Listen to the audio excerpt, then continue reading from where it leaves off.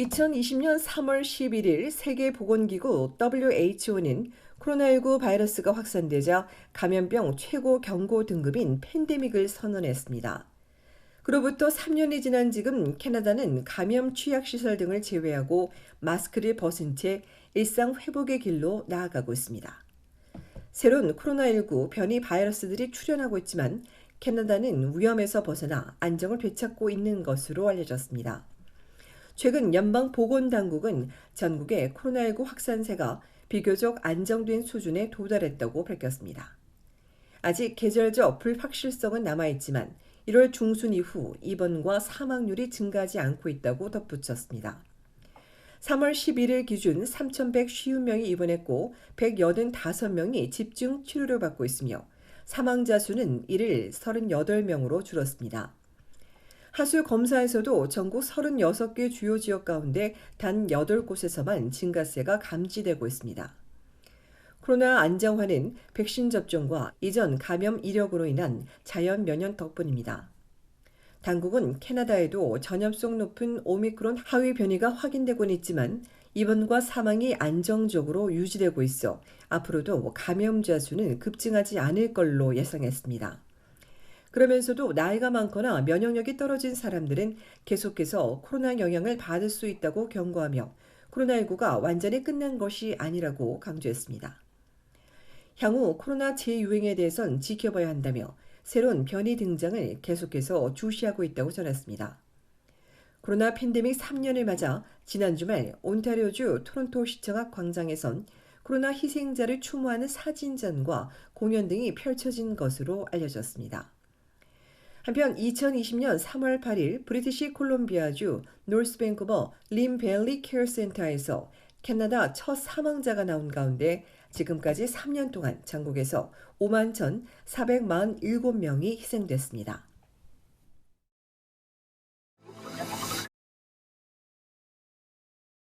연방정부가 추진하는 하루 $10 어린이집 정책이 위기에 직면할 것이란 지적이 나왔습니다.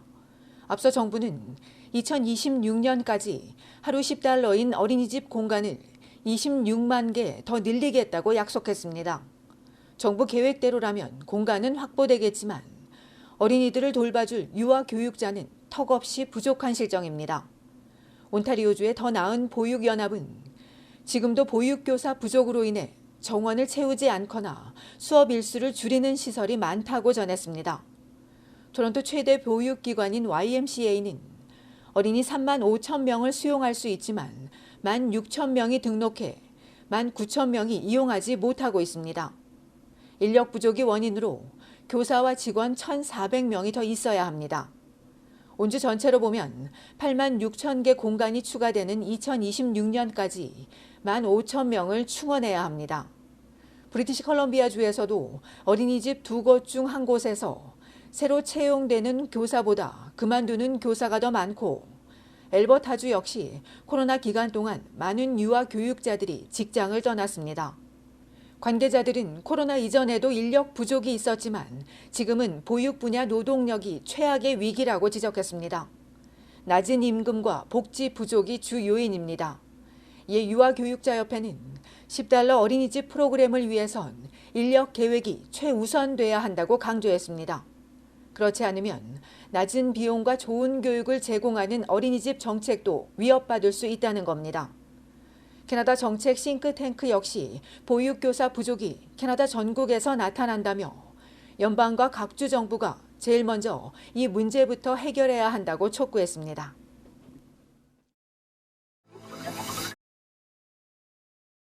미국 스타트업 전문 실리콘밸리 은행 파산 선언에 캐나다 금융당국도 긴급히 움직였습니다. 온타리오주 토론토에 있는 실리콘밸리 지점의 자산을 동결하고 영구 통제권을 정부가 가져와 예금자를 보호한다는 취지입니다. 캐나다 금융감독원은 법무부에 이 지점의 정리명령 청원을 요청하고 지점 자산을 정부가 영구 통제하는 방안도 요청했습니다. 채권자들을 보호하기 위해 일시적으로 자산 감독권을 정부가 확보하는 조치로 추후 관련 절차는 예금주와 채권자에게 통보될 예정입니다.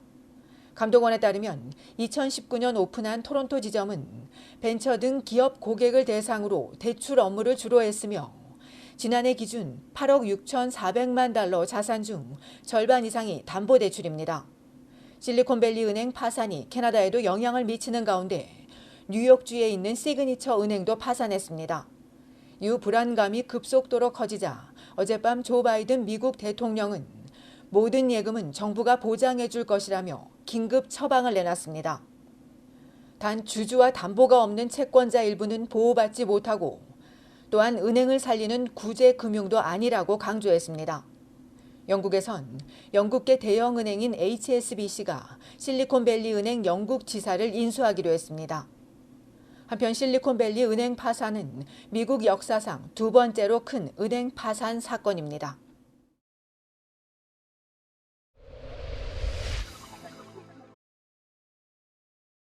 캐나다 보건당국이 질식 위험이 있는 중국산 공갈 젖꼭지와 젖병의 액세서리를 리콜했습니다. 해당 제품은 FT 에버라스팅 플레이 회사가 만든 3세 이상용 칼리코 클리터스 플럭트 애니멀 피규어스의 액세서리로 2000년부터 2021년 사이 노란색과 오렌지, 파란색 등 다양한 색상의 제품 24만 8천여 개가 팔렸습니다. 이번 조치와 관련해 캐나다에서 아직 사고는 보고되지 않았지만 미국에서 2건의 사고가 있었고 아이 1명이 사망한 것으로 알려졌습니다. 이에 당국은 해당 제품의 액세서리를 사용하다 기도가 막히면서 호흡곤란에 빠질 수 있다며 이 제품을 구매한 소비자는 즉시 사용을 중단하고 버리거나 회사에 연락해 교체할 것을 당부했습니다.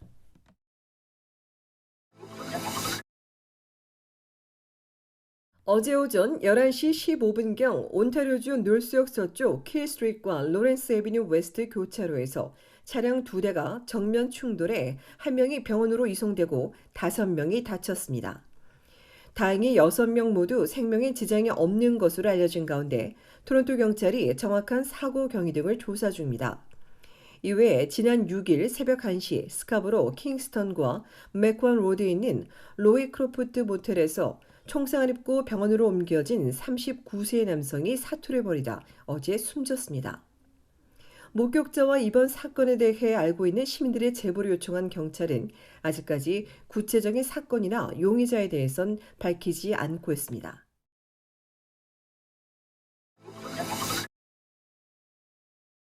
지난달 캐나다 전국의 실업률이 전달과 같은 5%를 유지했습니다.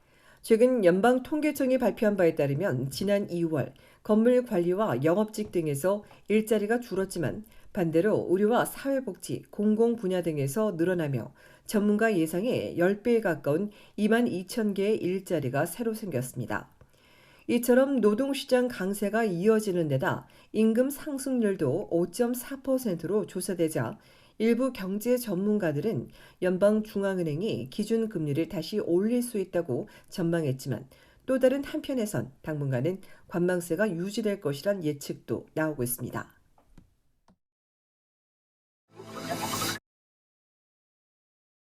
영화 Everything Everywhere All at Once가 제95회 아카데미 시상식을 휩쓸었습니다.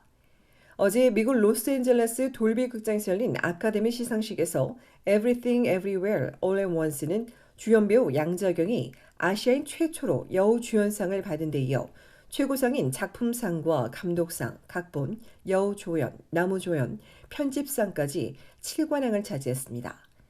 이 영화는 미국 차이나타운 세탁소 아줌마 에블린이 멀티버스를 넘나들며 세상과 가족의 구원자로 거듭나는 판타지 액션 영화입니다. 미국 이민 1세대 역할을 맡아 풍부한 감성 연기와 액션을 선보인 양자경 배우는 80년대 영화 예스 마담으로 유명해진 뒤 할리우드로 진출해 연기 변신을 꾀하며 꾸준히 활동을 해왔습니다. 이외에 온타리오주 토론토 출신의 사라 폴리 감독이 영화 위민 토킹으로 각색상을 수상하는 영예를 안았습니다.